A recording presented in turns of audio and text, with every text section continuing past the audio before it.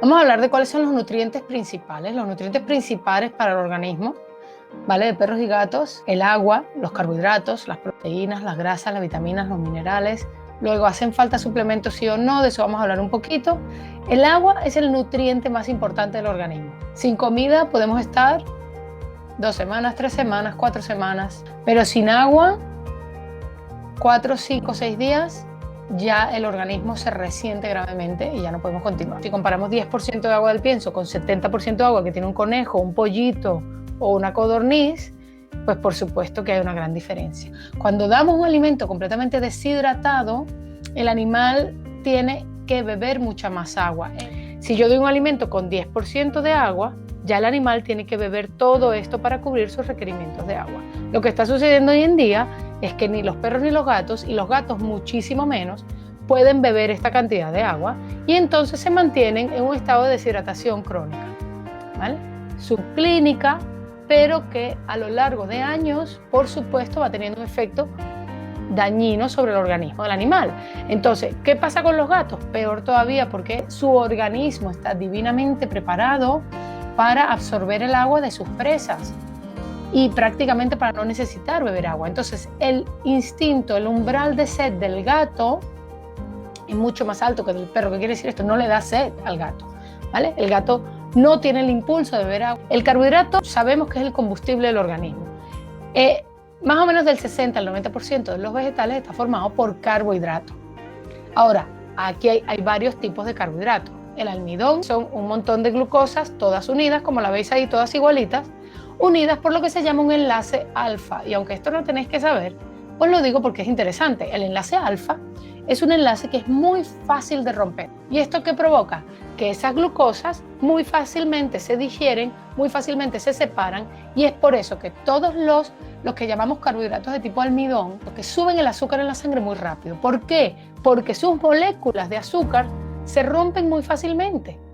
Entonces se digiere fácil, se absorbe fácil, pasa a la sangre fácil y nos da un subidón de azúcar. Hablamos antes de ayer, de nutrientes esenciales y no esenciales. Estábamos viendo la diferencia entre esos dos nutrientes, ¿verdad? Y decíamos que los esenciales son aquellos que tenemos que comer y los no esenciales son los que los produce nuestro cuerpo. Muy importante, no existen carbohidratos esenciales. ¿Qué quiere decir esto? No necesitamos, pero ni para nosotros, ni perros y gatos mucho menos, necesitan carbohidrato en la dieta. ¿Por qué? ¿Quién es esencial realmente para el organismo? E incluso en algunos casos tampoco, pero bueno, vamos a hablar un poco más. La que es más esencial para el organismo es la glucosa, ¿vale? Entonces, ¿qué necesitamos? Que nuestro organismo saque glucosa de algún lado. ¿De dónde se obtiene la glucosa? La glucosa se obtiene, como pone allí, de los carbohidratos, a través de la amilasa. Lo que os decía, la glucosa se obtiene cada vez que comemos un carbohidrato, tipo almidón, pues sencillamente el organismo lo digiere y entra glucosa al cuerpo. Pero es muy importante entender que también a partir de las proteínas y de las grasas se puede obtener la glucosa. Entonces, si tenemos una dieta rica en proteínas y grasas de origen animal, incluso las necesidades de glucosa están suplidas. Pero cuando tenemos un exceso de carbohidrato soluble, muy importante, ¿qué hace el organismo del perro? Activa lo que se denomina un efecto ahorrador de proteínas. Es decir, el organismo del perro, si tiene un exceso de carbohidratos en la dieta, bloquea las rutas metabólicas que producen glucosa a través de la proteína porque está obteniendo la glucosa del alimento. Entonces, hasta ahí eso es decente.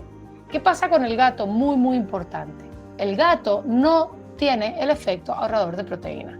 El metabolismo de los gatos no tiene la capacidad de bloquear esta ruta de la utilización de proteína como fuente de energía. Y es por esto, y aquí para los vetes, que los gatos en 2-3 días, cuando se enferman, en 2-3 días pierden la masa muscular.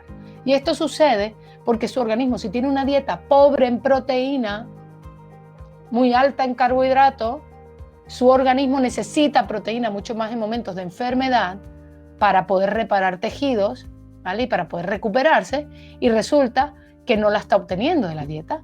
¿Qué tiene que hacer el organismo del gato? ¿O qué hace el organismo del gato? se come su propia proteína, cataboliza su propia proteína. Y es por eso que el deterioro de los gatos cuando se enferman es tan brutal, tan violento, y por eso muchas veces cuesta sacar a un gato una vez que entra en esa debacle. Vamos. Entonces tenemos que tener mucho cuidado. Un efecto carbohidrato soluble también se traduce en obesidad. Tenemos una epidemia de obesidad hoy en día entre perros y gatos. En gatos está en más del 60% y en el perro en más del 50%. Es muy difícil caminar por un parque y ver un perro que no esté gordito, por lo menos. Es decir, obesos hay muchos, pero es que gorditos casi todos. Y lo peor, no nos damos cuenta. Es decir, el cuidador no se da cuenta, porque como lo vemos todos los días, como nosotros, como no te pongas un pantalón y no te entra, nosotros como nos tenemos que vestir todos los días lo sentimos. Pero ellos, y lo ves todos los días y no te das cuenta. De repente un día alguien te dice, oye, tienes el perro gordo, y dices, ostras, que está pasado de verdad. Mucho cuidado con la obesidad, es un problema gravísimo. Vamos a hablar de la obesidad en el avanzado también.